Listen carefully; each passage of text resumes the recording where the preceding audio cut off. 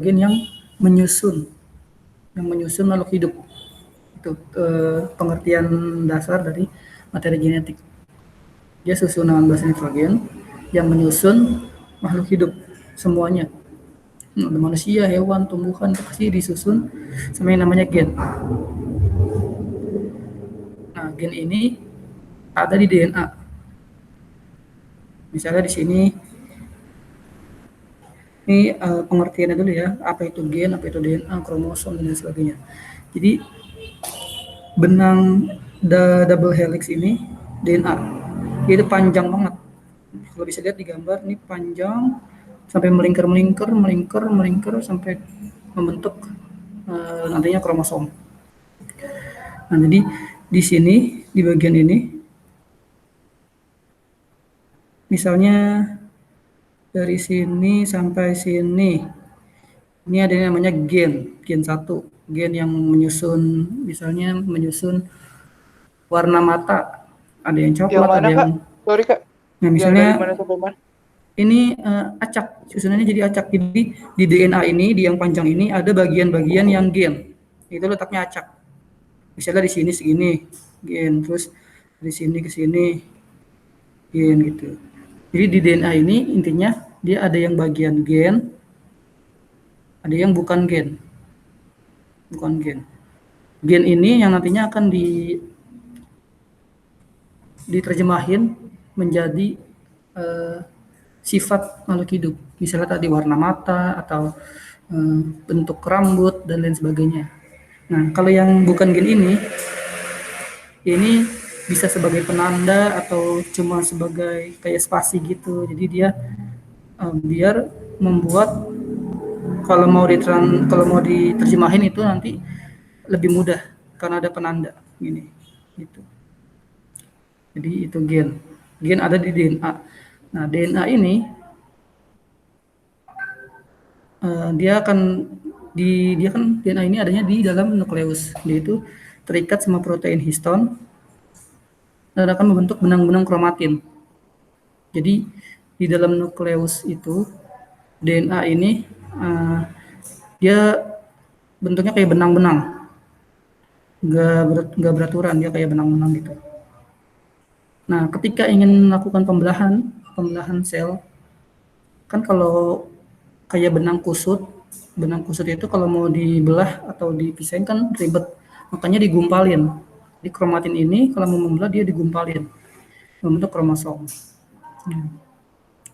Itu pengertian awalnya. Nah, nanti akan dijelasin lebih jauh tentang apa itu gen, apa itu DNA, apa itu kromosom. Jadi materi genetik itu nanti bakal ngebahas tentang ini. Gen sama alel pasangannya, DNA sama RNA, dan kromosom. Tadi intinya, gen itu ada di DNA. DNA itu ada di kromosom. Nah, untuk gen, yang pertama kita bahas gen sama alel. Apa itu gen, apa itu alel? Ini berarti yang paling dalam ya, di yang bagian-bagian paling kecilnya, yang menyusun sifat makhluk hidup. Apa itu gen, apa itu alel? Nah, gen ini unit terkecil yang mengatur sifat makhluk hidup. Maksudnya tadi, misalnya warna mata biru atau warna mata coklat, terus rambut keriting atau rambut lurus, itu semuanya diatur namanya gen. Nah, gen ini kalau susunannya dia itu kan ada di DNA, otomatis dia bentuknya huruf-huruf, misalnya AGTC gitu, AGTC dan lain sebagainya. Nah, gen ini berada di pada lokus di kromosom. Nah, lokus itu misalnya misalnya ada kromosom kayak gini bentuknya, ada yang kayak gini. Nah, ada di bagian tertentu itu gen. Jadi di sini ada gen, sini ada gen, sini ada gen, itu beda-beda. Ini yang disebut lokus, tempat beradanya kromosom.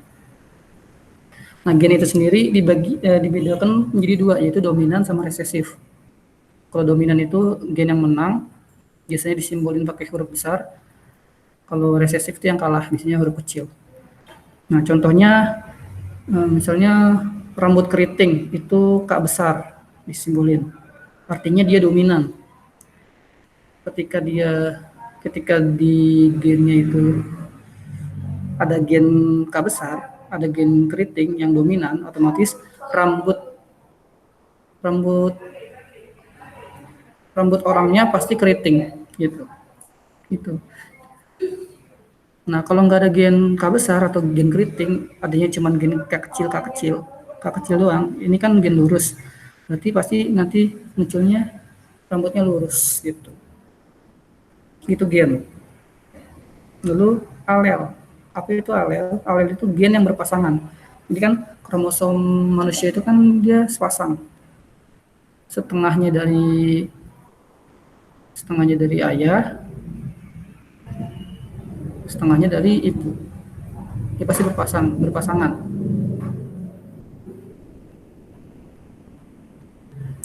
Nah, itu pasti berpasangan. Kan kalau manusia itu jumlahnya ada 46 atau 23 pasang. Jadi berpasangan, 23-nya punya dari turunan dari ayah, 23-nya turunan dari ibu. Dan pasti dia mengkodenya sama. Maksudnya misalnya di ayah itu ada gen warna rambut, gen warna mata misalnya. Di ayah ada gen warna mata, di ibu juga pasti ada gen warna mata. Ini yang disebut alel. Jadi sama-sama menerjemahkan satu sifat,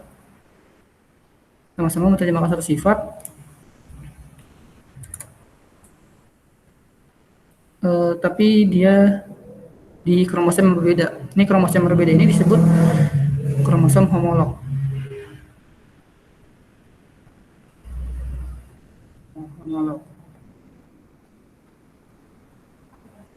Jadi manusia itu ada 23 pasang. Jadi 23 pasang kromosom homolog. Itu alel. Misalnya di sini warna mata coklat atau C besar, di sini warna matanya biru atau C kecil. Nah, kalau begini berarti warna mata yang muncul pasti yang C besar ini atau coklat. Karena gen warna mata biru ini resesif gitu. Nah, jadi karena dia sepasang gini, di alel itu dibedakan menjadi 3, yaitu homozigot dominan, heterozigot sama homozigot resesif. Maksudnya homozigot dominan, dia di sini sama-sama gen dominan. Misalnya di sini warna mata coklat, di sini juga warna mata coklat. Itu kan sama-sama dominan. Nah, ini disebut homozigot dominan. Kalau di sini warna coklat, di sini warna biru atau C kecil, ini kan beda berarti heterozigot. Kalau di sini sama-sama kecil, misalnya gen biru atau C kecil, di sini juga gen biru atau C kecil, sama-sama kecil, berarti homozigot resesif. Berarti kalau begini kondisinya sama-sama C kecil atau sama-sama resesif, berarti warna mata yang muncul adalah warna biru. Soalnya nggak ada warna yang dominan.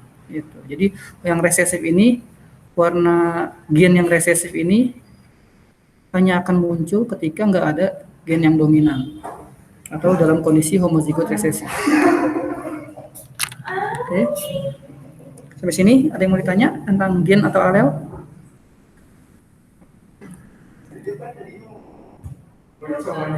Berarti kalau nggak ada yang heterozigot tuh kalau nggak ada resesif semua, Kak? Kalau nggak ada heterozigot? Iya, nggak ada gen dominannya gitu. Kalau nggak ada gen dominannya, berarti dia yang muncul adalah gen resesifnya, gitu. Misalnya kelinci albino, kelinci putih itu dia gen resesif. Jangan kelinci apa ya? Rambut lurus itu dia resesif. Dia hanya muncul ketika tidak ada gen rambut keriting kayak ini misalnya. Kalau ada gen rambut keriting di salah satunya atau di dua-duanya pasti dia akan menunjukkan sifat keriting. Tapi kalau nggak ada gen keriting atau K besar atau yang dominan, yang ada cuma K kecil, K kecil, K kecil, K kecil. Kan kalau alel itu kan gen yang berpasangan otomatis dia sepasang. K kecil, K kecil gini, nggak ada yang dominan, berarti baru nih muncul sifat yang resesif. Itu tadi lurus misalnya. Gitu. Jadi kondisi manusia atau hewan atau semua makhluk hidup pasti tergantung dari induknya gitu. Kalau induknya kata orang tuanya itu gennya dominan, orang otomatis yang muncul ke kita juga gen dominannya. Tapi kalau orang tuanya misalnya heterozigot, bisa aja nanti anaknya muncul sifat yang resesif gitu. Misalnya orang tuanya sama-sama rambut keriting, tapi kalau orang tuanya dua-duanya rambut keriting yang ini, yang dominan semua, otomatis anaknya pasti keriting semua. Nggak mungkin ada yang rambut lurus. Tapi kalau orang tuanya rambut keriting sifatnya heterozigot, kan ada ini nih, ada gen B kecil. Nanti suatu saat bisa aja ada anaknya yang rambutnya lurus, yang B kecil, karena kan kombinasi. Gitu. Jadi jangan merasa minder kalau beda sama orang tua, karena bisa aja ada sifat resesif yang muncul di anak gitu. Itu untuk gen sama alel. Ada lagi yang mau ditanyakan?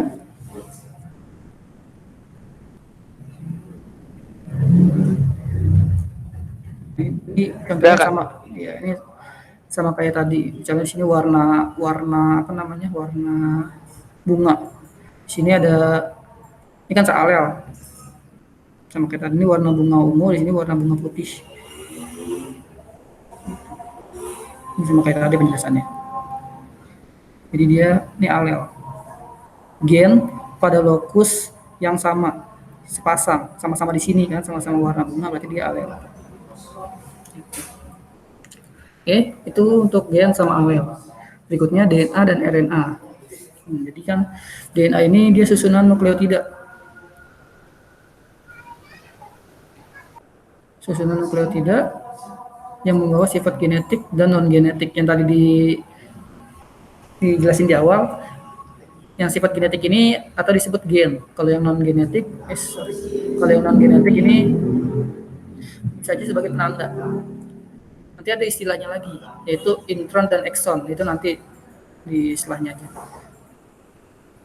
Jadi intron itu yang non genetik, exon itu yang genetik.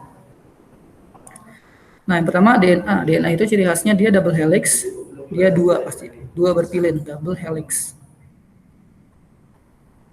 Dia tersusun atas fosfat, basa nitrogen, dan fosfat, gula, dan basa nitrogen. Satu nukleotida itu fosfat, gula, dan basa nitrogen. Pokoknya susunannya gini. Nah, untuk basa nitrogennya ini yang di sininya, yang menandakan atau materi genetik kita. Kalau di DNA itu dia ciri khasnya ada timin.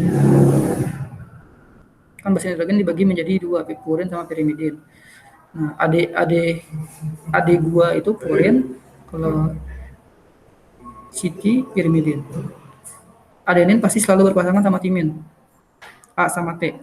Kalau di DNA, kalau di RNA nanti kalau di RNA itu dia nggak ada timin, adanya urasil. Jadi T diganti sama U. Kalau di RNA. Nah, kalau G, guanin pasti sama C, sitosin. Ini karena sama-sama gendut, kan G itu kan kayak bulat gitu, gendut. C juga sitosin. Dia ikatannya 3. Kalau adenin timin cuma 2. Selain itu ciri khas dari DNA adalah dia antiparalel. Ini 5 aksen. 3 aksen ini nanti bakal penting di sintesis protein atau di replikasi. Kenapa? Karena nanti prosesnya itu, proses sintesis protein pasti akan berlangsung dari 5 aksen ke 3 aksen. Nah, kalau di sini berarti kan 5 aksennya di atas, berarti nanti proses replikasinya sini. Sementara kalau yang sebelahnya ke atas, dari 5 aksen ke 3 aksen. Ingat 5 aksen ke 3 aksen gitu. Dia menurun. Ingat aja kalau misalnya ada galon di lantai 5 sama dijatuhin, pasti kan dia turun ke lantai 3 gitu ya. Dari 5 aksen ke 3 aksen. Oke. Ini DNA. Kalau RNA, dia ini dibagi menjadi 3. Itu ada mRNA atau RNA duta, lalu ada RNA transfer,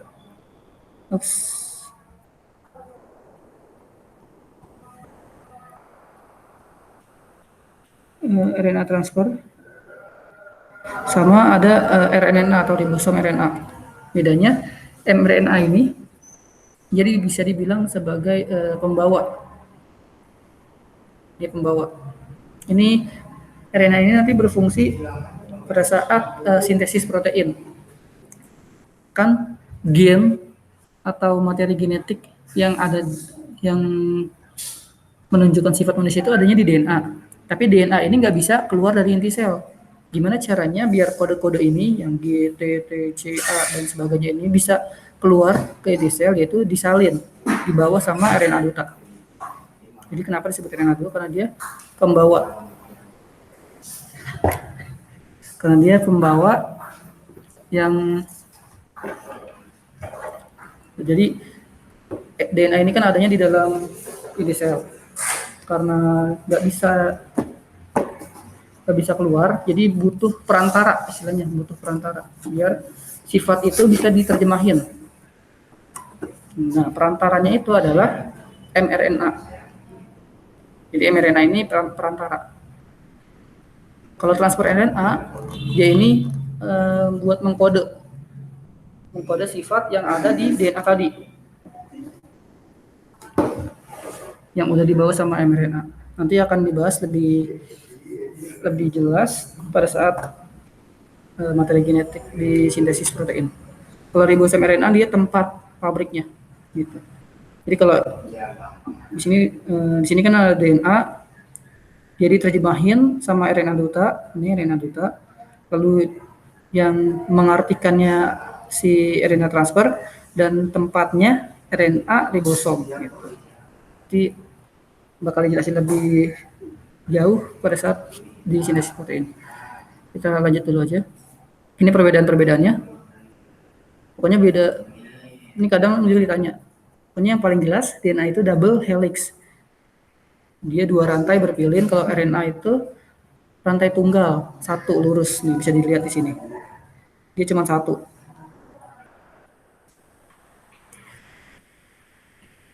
Nah, itu perbedaannya.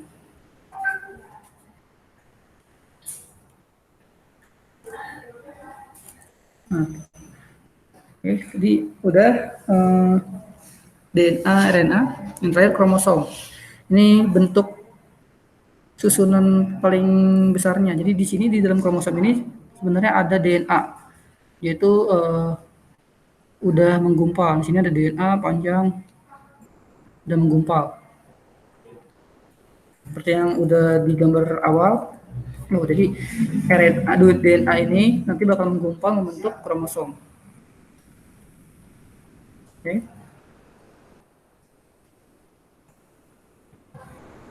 Ini bagian-bagiannya, jarang ditanya sih untuk bagian-bagiannya. Intinya di kromosom itu dia pasti ada bagian tengah, sentromer, dan ada kinetokor. Kinetokor ini tempat melekatnya benang spindle. Nanti pada saat pembelahan sel ini yang bakal dibahas lebih dalam. Nah, makanya kalau ada yang bingung atau belum paham ditanyain aja, soalnya bab ini kayak induk dari bab kelas 12. Nanti bakal ada turunan-turunannya, ada bab pembelahan sel, ini ngebahas tentang kromosom juga, ada bab mutasi, ada bab evolusi, ini semua berawal dari sini. Kalau ada yang bingung jadi tanyain aja, oke? Ini kromosom. Di sini ada bagian-bagiannya, pokoknya intinya jarang ditanya sih kalau untuk bagian-bagiannya. Kita lanjut aja. Nah, ini perbedaan antara kromatid sama kromosom. Ini juga sering ditanyakan dan kadang bisa bikin bingung atau lupa. Jadi kromatin, tin itu kan bahasa Inggrisnya tipis ya, tin. Dia itu benang, masih berbentuk benang.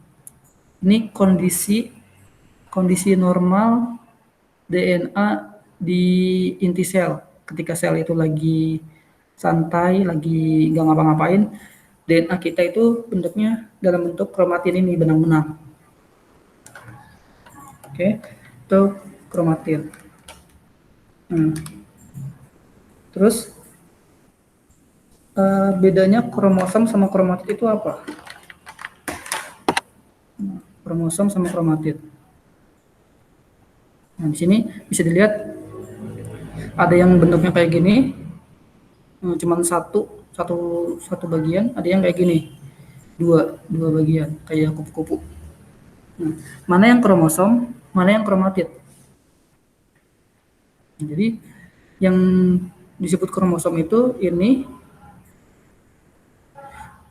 dan ini juga disebut kromosom. Ini dua-duanya disebut kromosom. Pokoknya intinya kalau benang kromatid ini udah menggumpal, udah memadat, itu disebut kromosom. Baik begini, yang satu lengan ataupun yang dua lengan. Bedanya adalah yang satu lengan ini dia disebut kromatid. Jadi kalau yang ini, yang di tengah ini disebut kromosom dengan satu kromatid. Kalau ini, di sini kan ada dua kromatid kan, yang sebelah kiri dan sebelah kanan.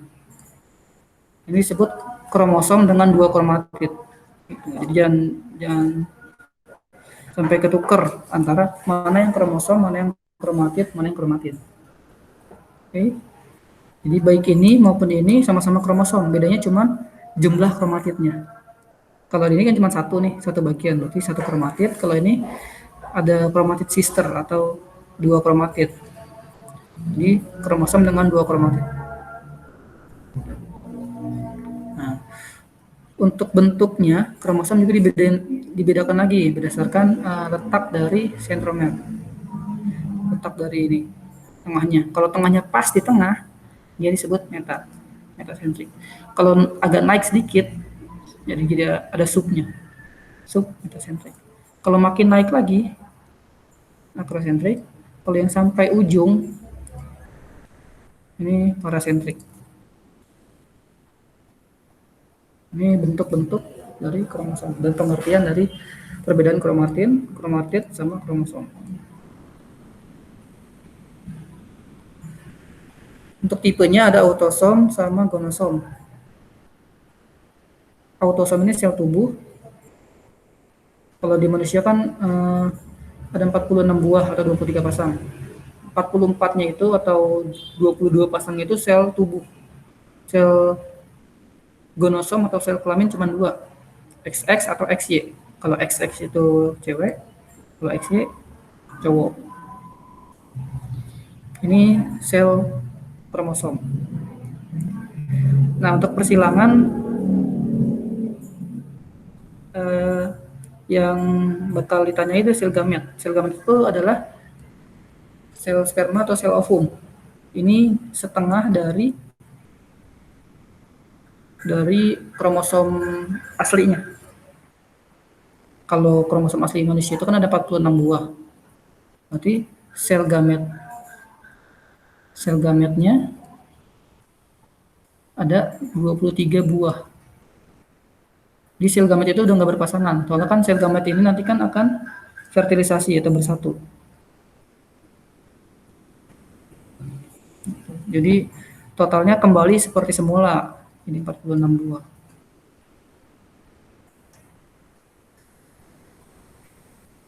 Oke, sampai sini ada yang mau ditanyakan? Itu tadi pengertian dari gen, kromosom, dan lain sebagainya. Nah, setelah ini baru mulai ke proses yang agak ribet, tentang replikasi sama sintesis protein. Ini yang sering ditanyakan. Ada yang mau ditanya dulu nggak?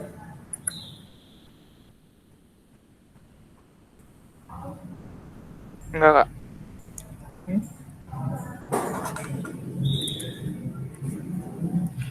Kalau nggak ada, kita lanjut ke replikasi DNA. Nah, ini mulai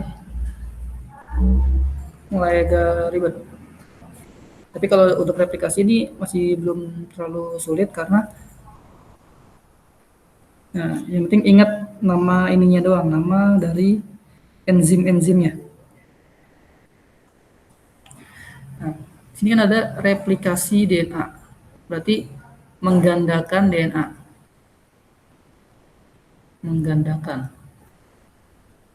Kenapa harus digandakan?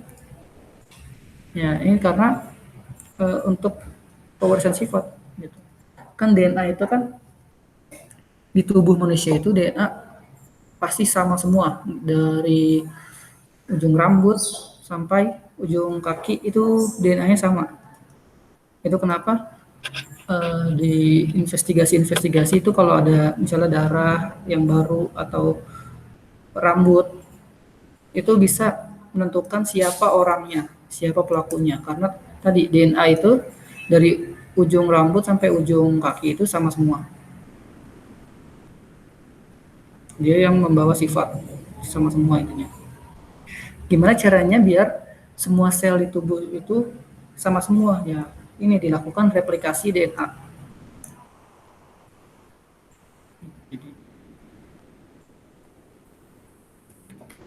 Oke, jadi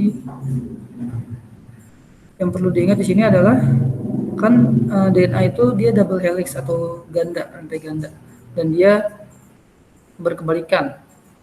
Maksudnya kalau yang atas itu 5 aksen ke 3 aksen, tadi kan udah dijelasin 5 aksen sama 3 aksen itu apa. Berarti yang bawah 3 aksen ke 5 aksen.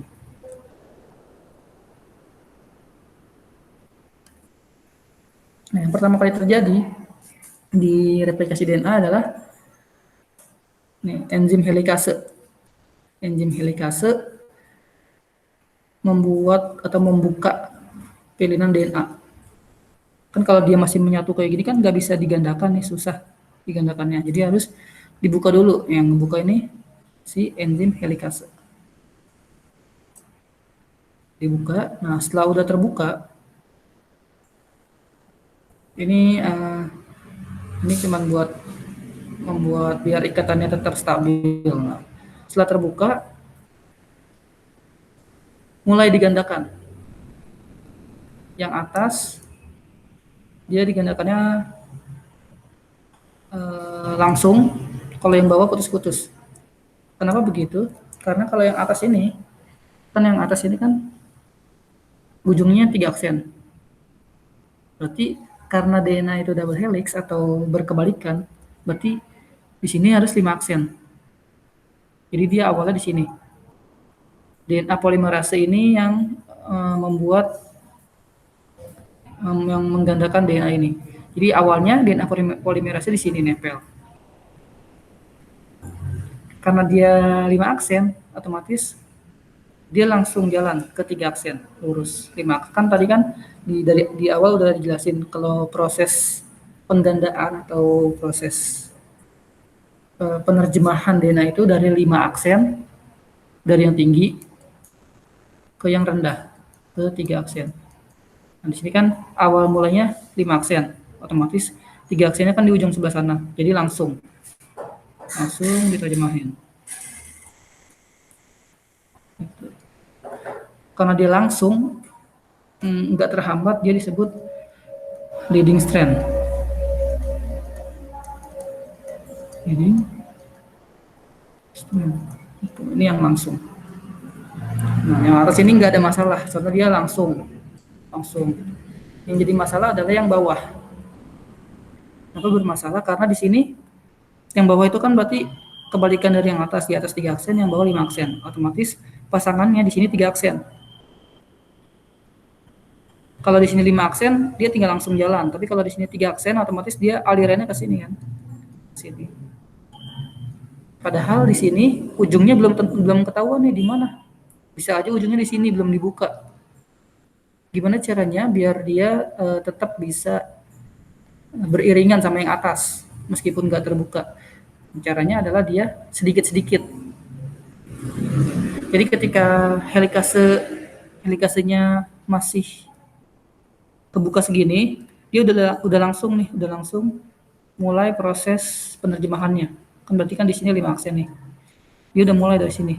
5 aksen, terjemahin pelan-pelan ke sini. Terus setelah terbuka segini, mulai lagi di sini terjemahin.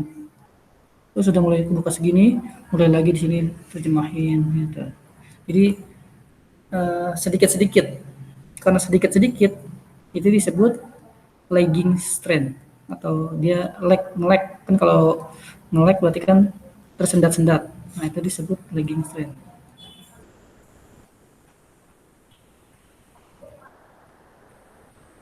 Lagging strength. Jadi tersendat-sendat. Nah, untuk enzimnya tadi kalau yang buat memanjangkan ini DNA polimerase. Memanjangkan polimer, DNA polimerase. Yang bawah juga sama, DNA polimerase. Ini buat memanjangkan yang bikin DNA.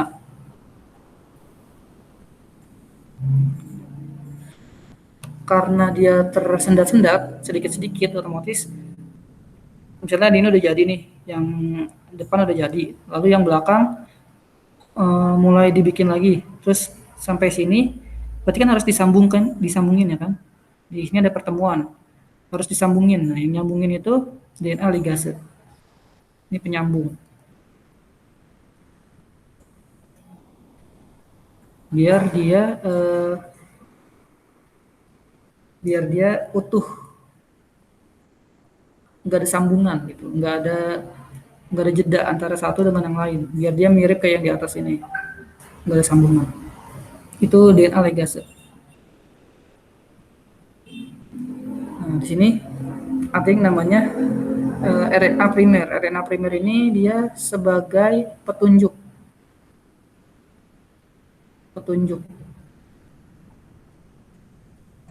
awal buat mulai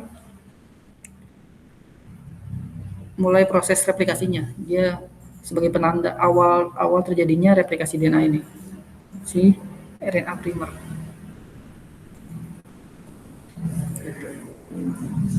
Jadi intinya kalau yang dari ini kutub 3 aksen kan temannya 5 aksen, otomatis dia berlangsung secara langsung tanpa jeda leading strand. Nah, kalau yang bawah dia kan kebalikannya. Dia 5 aksen, temannya 3 aksen. Kalau dia 3 aksen berarti arahnya ke sini. Karena arahnya ke sini, dia nggak bisa langsung, jadi nge-lag sedikit-sedikit. Gitu. Oke, sampai sini ada yang mau ditanyakan?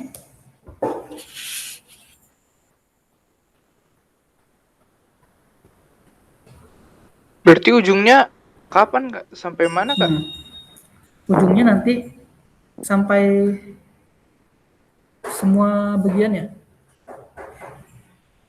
Kan DNA itu kan nanti bakal digandakan, jadi semuanya bakal digandakan, tapi prosesnya itu nggak satu-satu. Ya, nggak ada gambar. Jadi kan replikasi DNA, otomatis semua bagian DNA harus digandakan biar sel yang satu sama sel yang lain sama. Misalnya mau bikin sel darah merah baru, berarti kan sel darah merah yang baru ini harus sama dengan sel darah merah yang udah ada sebelumnya gitu. Jadi nggak ada perbedaan satu sama lain. Jadi karena itu semua bagian DNA ini bakal diterjemahkan dari ujung sampai ujung. Tapi dia prosesnya itu nggak satu. Misalnya DNA itu kan panjang, misalnya dari sini sampai sini nih, misalnya ya, tapi panjang banget ya. Nah, jadi nggak dari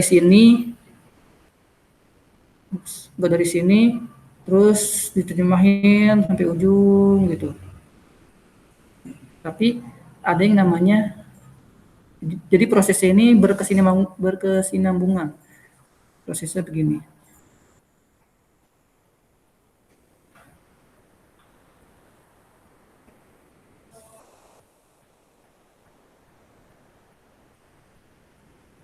Nah, jadi di sini terjadi di sini terjadi, di sini terjadi, di sini terjadi, sampai akhirnya semuanya menyatu bersatu satu sama lain gitu. Jadi semua bagiannya tergandakan. Tapi kalau dari ujung sini terus satu-satu ditimbangin itu kan pasti lama banget. Padahal sel kita membelahnya cepat, apalagi sel kulit yang setiap harinya pasti akan berganti. Itu jadi prosesnya enggak dari ujung ke ujung, tapi terjadi berkesinambungan, ada bagian-bagian tertentu gitu. Jadi mungkin aja di sini ada yang lagi proses terjemahan juga. Atau di depannya juga ada proses, nanti hasilnya bakal terbentuk DNA yang sama persis. Itu ujungnya. Yang penting yang perlu diperhatikan ininya tadi. Kalau dia 3 aksen, otomatis kan pasangannya 5 aksen. Kalau dia 5 aksen, dia bakal mengalirnya lancar. Jadi prosesnya leading strand lancar. Sementara kalau di sini 5 aksen, pasangannya kan 3 aksen. Karena dia 3 aksen, tempat air mengalir maksudnya ke sana arahnya. Padahal di sini belum tahu ujungnya di mana, jadi prosesnya tersendat-sendat atau ngelek-ngelek gitu. Sampai ujung akhir. Oke, ada lagi yang mau ditanyakan? Udah Kak, kalau aku. Oke.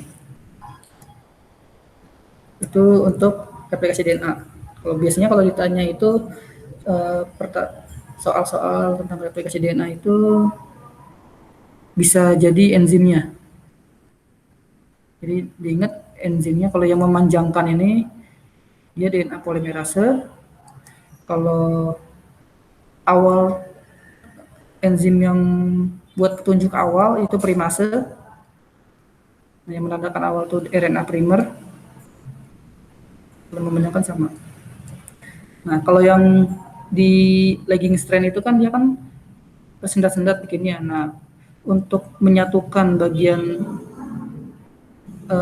ujung yang baru dibentuk sama ujung yang sudah terbentuk itu yang menyatukannya DNA ligase ini. Jadi belum tentu yang bawah itu yang nge-lag, yang lagging strand. Yang atas itu yang lancar, belum tentu. Dilihat dulu ininya, ujungnya. Oke, dan ada lagi yang ditanyakan? Kak, kalau Okazaki itu apa Kak? Lupa Kak. Nah, Okazaki itu dia ininya apa namanya? DNA yang sepotong-sepotong ini. Dia disebut fragmen Okazaki. Kalau yang lancar ini kan dia nggak terpotong-potong, jadi dia hanya disebut leading strand doang, leading strand. Nah, karena yang lagging strand ini sepotong-sepotong, jadi ketika dia belum menyatu, dia disebut fragmen Okazaki. Nah, nanti kalau ini kan lama-lama nih bakal di ke sini nih bakal menyatu. Nanti RNA primer ini kan nggak dipakai karena di sini kan mau dibikinnya DNA bukan RNA. Nanti dia akan dibuang, diganti lagi sama DNA. Nah, nanti di sini di ujungnya disatuin lagi. Terbentuklah DNA. Jadi fragmen Okazaki ini cuman yang belum menyatu. Bagian-bagian yang belum menyatu ini disebut fragmen Okazaki. Oke Kak. Oke. Nah, ini hipotesis replikasi DNA. Jadi yang kita bahas tadi ini itu yang semi konservatif. Jadi dari dua ginian, nanti yang ini kan dari begini, nanti yang ini jadi DNA baru, yang ini jadi DNA baru, yang ini jadi DNA baru, jadi dua semi konservatif. Kalau konservatif, DNA-nya satu tetap, yang satu terbentuk baru. Ini nggak tahu prosesnya, tidak dijelaskan karena ini cuma hipotesis. Kalau dispersif, ini teorinya prosesnya sepotong-sepotong. Jadi yang diakui secara ilmiah yang ada dijelasin prosesnya itu yang konservatif ini. Prosesnya yang ini tadi. Itu replikasi DNA. Nah, satu hal lagi yaitu tentang sintesis protein. Nah, ini kadang bikin bingung juga. Jadi yang berhubungan sama DNA itu ada dua, yaitu sintesis protein sama replikasi DNA. Kalau replikasi DNA, dia menggandakan DNA. Tujuannya biar setiap sel itu punya DNA yang sama. Dari rambut, satu helai rambut sama yang lain itu sama, itu replikasi tujuannya. Nah, untuk sintesis protein, sintesis itu kan membentuk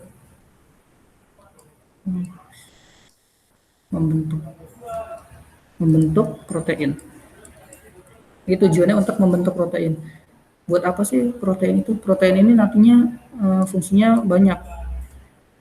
Bisa buat membentuk sel baru. Kan sel itu kan tersusun membrannya itu kan ada proteinnya. Bisa bikin enzim, bisa bikin hormon, bisa buat pertumbuhan, bikin tulang atau daging. Nah, ini semuanya butuh protein. Itu kenapa perlu dilakukan sintesis atau pembentukan protein. Nah, untuk pembentukan protein ini dia yang berperan itu DNA. Karena tadi DNA itu kan dia materi genetik. Jadi semua yang dilakukan, semua yang diterjemahin itu masih berasal dari DNA. Di sini bisa dilihat di inti sel itu ada kromosom itu ada DNA. Nah, DNA ini ada bagian-bagian yang merupakan gen yang harus diterjemahkan, Ini secara umum, secara ringkasnya, jadi di sini kan ada bagian yang harus diterjemahkan di DNA ini. Nah, karena DNA ini nggak bisa keluar sel, ini DNA ini nggak bisa keluar sel nih, dia khusus di dalam sel, biar kan DNA ini kan isinya itu materi genetik. Kalau dia keluar terus kalau ada bakteri atau dia tabrakan sama organ yang lain, ini bisa merusak. Oleh sebab itu DNA nggak akan keluar sel, dia tetap di dalam buat menjaga agar materi genetik di semua makhluk hidup itu tetap aman.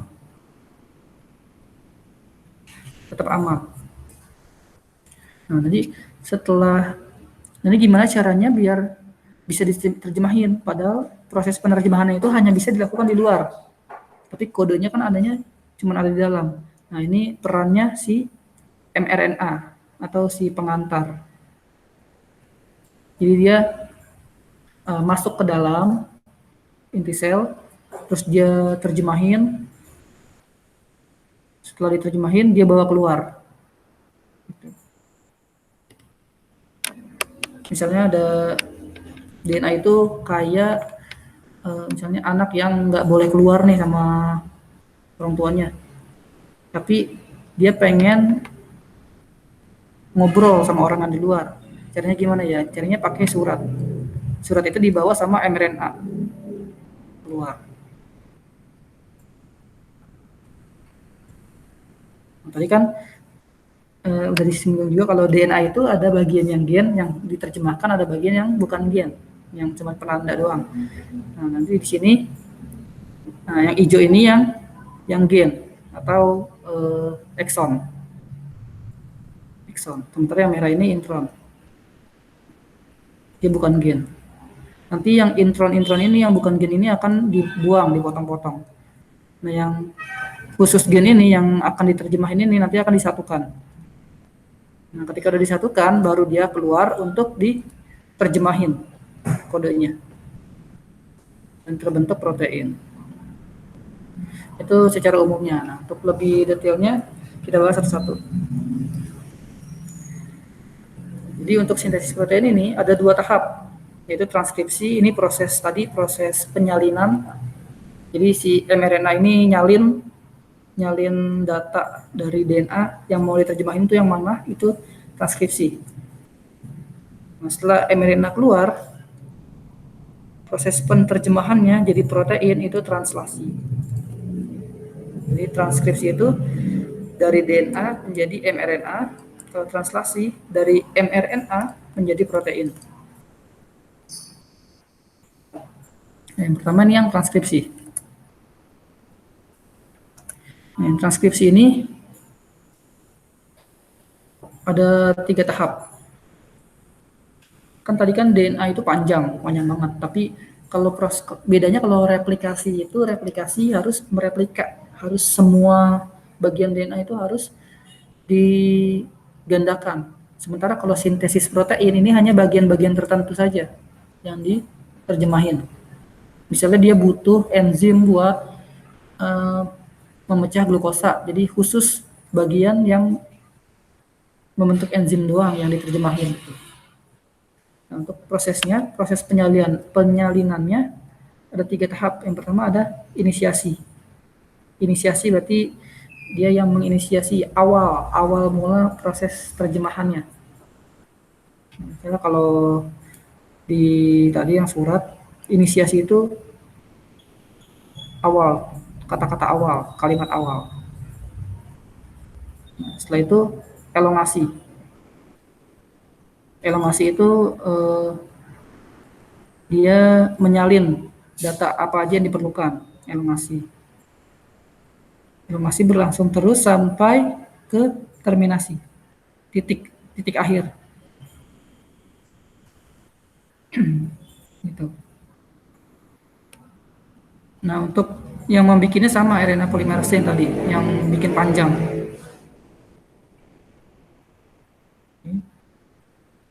Nah, jadi prosesnya gini. Misalnya di sini yang mau diterjemahin itu yang ini. Yang mau diterjemahin itu yang ini. Misalnya. Misalnya ini yang mau diterjemahin. Nah, karena ini yang mau diterjemahin, berarti mRNA-nya nyalinnya dari sini. Kenapa nyalinnya dari sini? Biar kan tadi kan sepasang-sepasang tuh, adenin sama timin, sitosin sama guanin.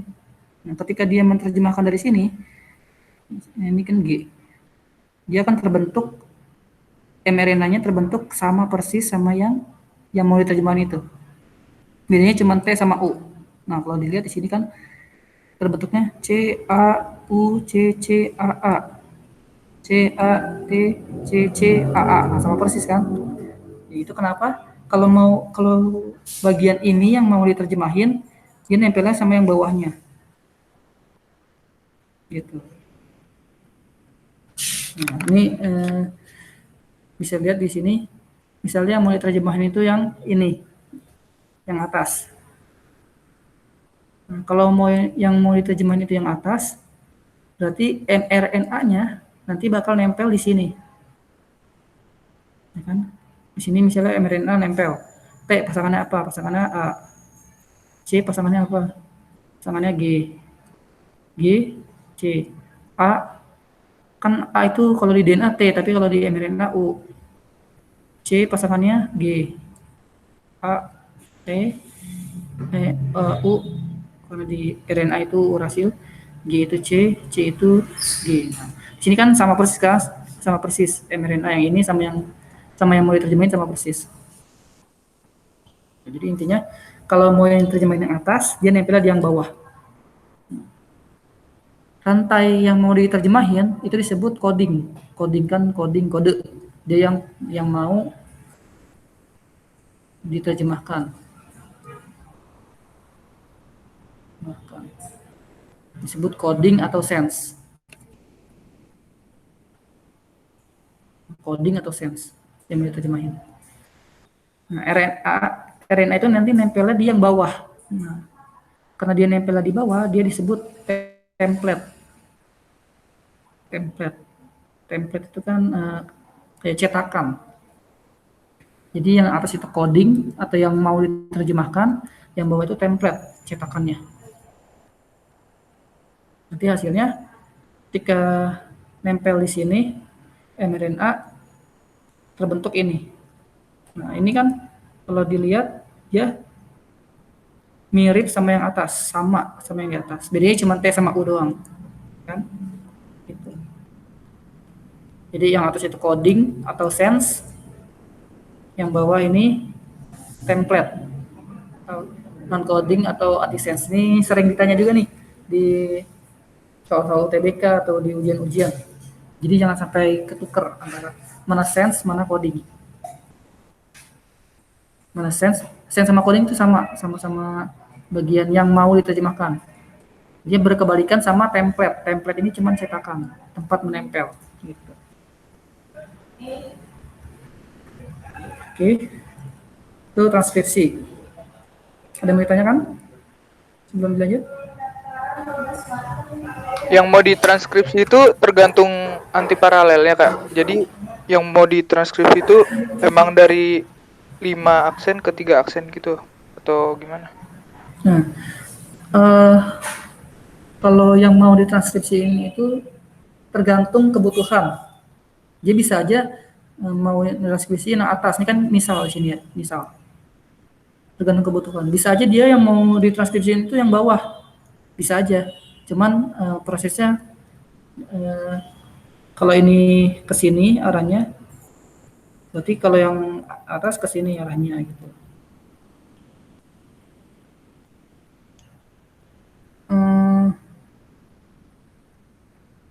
Iya. Jadi yang mau ditranskripsi itu tergantung kebutuhan. Jadi bisa yang atas, bisa yang bawah. Di sini kan misalnya yang atas. Jadi yang mau ditranskripsiin, yang mau diterjemahin itu disebut coding. Intinya yang mau diterjemahin itu coding atau sense. Dia bisa yang atas, bisa yang bawah, tergantung kebutuhan. Nah, cuman kalau yang mau diterjemahin itu yang atas, kalau codingnya yang atas, berarti template-nya yang bawah. Kalau yang mau diterjemahin yang bawah, berarti template-nya yang atas. Nah, lagi yang mau ditanyakan? Oh, Itu perbedaan sense sama template. Ini template ini cuman tempat nempel. Template tempat nempel. Sense coding kode yang mau diterjemahkan. Dia pasti berkebalikan.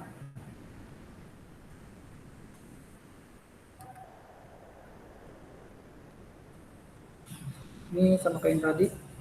Nah, dia jadinya dia bisa yang atas, bisa yang bawah. Kalau di gambar ini kan, ini misalnya yang mau diterjemahin ini yang atas. Atas kan UA dan lain sebagainya. Jadi kalau yang mau diterjemahin yang atas, dia nempelnya di yang bawah. Kalau ini yang mau diterjemahin yang bawah. Karena dia yang mau diterjemahin yang bawah, dia nempel ke yang atas. Jadi ini berarti sense. Oops. Sense atau coding. Yang ini. Berarti yang ini, yang bawah, template. Atau non-coding, atau anti-sense. Sebaliknya, kalau yang ini berarti yang coding itu yang bawah yang ini. Yang ini, template. Gitu. Jadi, nggak selalu yang atas doang, yang atas yang diterjemahin, tergantung kebutuhan si yang mana yang mau diterjemahin. Jadi yang penting untuk prosesnya pasti dari 5 aksen ke 3 aksen. Jadi ini prosesnya dari sini ke sini. Kalau ini dari sini ke sini. Itu untuk transkripsi. Nah, transkripsi ini kan nanti kan hasilnya adalah mRNA. Hasil akhirnya mRNA. Dia yang bakal keluar dari inti sel menuju ke sitoplasma untuk proses berikutnya itu translasi.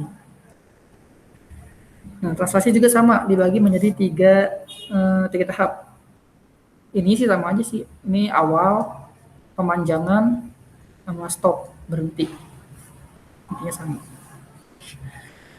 Nah, nanti prosesnya ini, proses translasi ini terjadi di ribosom atau di rRNA, ribosomal RNA. Kalau diperbesar, ribosom itu seperti ini, ada tiga site atau 3 tempat. A, tempat masuk, aseptor.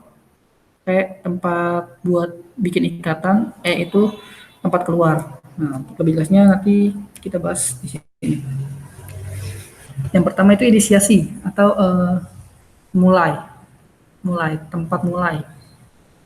Jadi untuk proses sintesis protein ini pasti triplet atau tiga tiga. Jadi AUG dan lain sebagainya. Nah, untuk inisiasi ini pasti dimulai dari codon star. Codon star itu adalah metionin. Ini kodenya AUG. Ini perlu digarisbawahi. Jadi tempat mulai sintesis protein itu pasti dari AUG. Jadi misalnya ada ini nih panjang. Jadi di sini nggak ada AUG, berarti ini pasti bukan tempat awal. Tempat awalnya itu misalnya di sini ada AUG. Bukan di sini. AUG. Nah, ini tempat awal yang diterjemahin. Jadi AUG. AUG itu tempat awal metionin. Ini kan bisa dilihat AUG-nya di sini, berarti yang diterjemahin dimulai dari sini. AUG. Nah, nempel. Mulainya dimulai dari tengah. Oke. Kalau nggak AUG nggak mulai, Kak? Nggak mulai.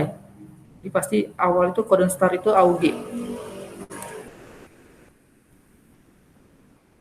Setelah udah menempel di awal AUG, kemudian proses elongasi atau pemanjangan. Nah, ini berlangsung 3-3 gitu. Jadi misalnya ini bebas kodenya apa aja, yang penting bukan codon stop. Codon stop itu nanti dibahas di terakhir. Misalnya di sini ada GGG. Misalnya di sini tulis ya GGG berarti ini apa lawannya? CCC, ya kan? Nah, di sini ngebawa asam amino. Protein ini kan dia merupakan kumpulan asam amino. Jadi sintesis protein ini dia menyusun asam amino biar panjang, biar terbentuk protein gitu intinya. Di sini di awal dari metionin tadi yang start AUG, lalu dipanjangin misalnya ini CCC itu misalnya triptofan atau serin. Ini nggak perlu dihafalin sih sebenarnya. Yang lainnya pasti dikasih kalau di soal-soal. Soalnya banyak. Nah, dia GGG, dia bakal masuk ke site tadi, inisiasi site nih, yang A maksudnya acceptor site. Dia bakal masuk ke acceptor site. Nah, ketika dia udah masuk ke acceptor site, nanti asam amino ini bakal pindah ke sini, terikat. Nanti akan jadinya kayak gini. Ketika terikat, dia bakal dikasih ke yang depan. Setelah itu, ini kan nanti ribosomnya bergerak. Dari yang depan sama tengah, dia nanti mundur. Jadi tengah sama belakang. Nanti yang belakang ini yang udah nggak ada apa-apanya, dia bakal lepas. Nanti bakal berlangsung lagi. Ada lagi yang baru nempel di depan. Lalu mundur, lepas gitu. Jadi bakal berlangsung terus sampai ke terminasi, titik stop. Titik stop atau codon stop. Codon stop itu ada 3. Pasti depannya selalu U. UAG, UGA, ini cuma dibalik G sama A-nya, sama UAA. Ini 3 juga perlu diingat. Kalau yang codon awal itu AUG, depannya kan huruf A, awal AUG. Kalau codon stop depannya pasti U. UAG, UAA atau UGA. Ketika ketemu itu, misalnya di sini ada UAA, UAA. Udah codon stop, dia nggak ada asam aminonya, dia cuma nempel biar dia lepas, akhirnya terbentuk nih polipeptida atau asam amino yang banyak. Ini akan terbentuk protein nanti setelah diproses terbentuk protein. Gitu. Oke. Selesai, ada yang mau ditanyakan dari proses sintesis protein ini?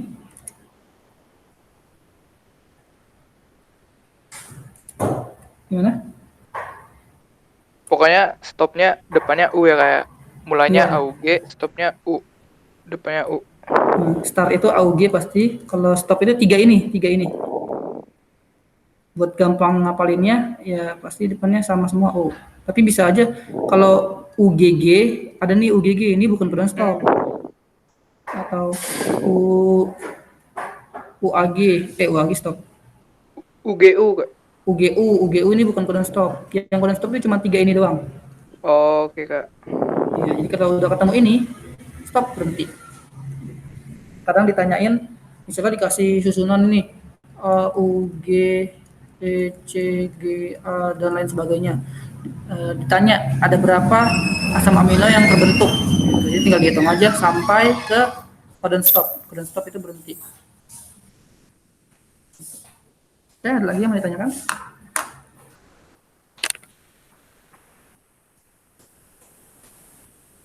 Udah sih Kak kalau aku.